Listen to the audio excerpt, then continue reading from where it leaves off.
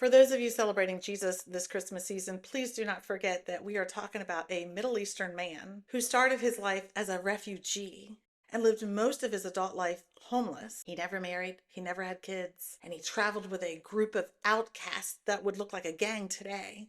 And he was eventually executed because he was found guilty of being a criminal, because the government saw him as a threat to social order. That's the man that's at the center of the holiday you're celebrating. A brown skinned Jewish teacher who lived his life standing with vulnerable people, immigrants, outsiders, and anybody that society pushed outside of the margins. But here's what I love about the story that people always forget. As a refugee, his family's first experience was not comfortable. It wasn't stable, it wasn't safe, it was displacement. They had to leave their home in order to survive, and they relied on the kindness of strangers. They needed a place to stay, and they needed somebody to make room in the inn.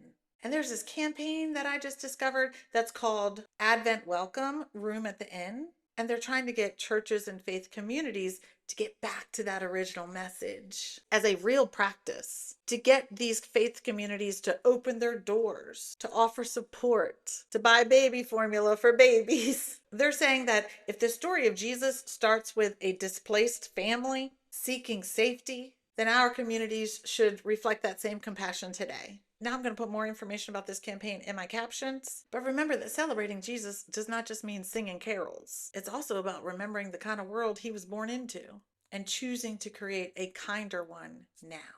All because of that refugee criminal.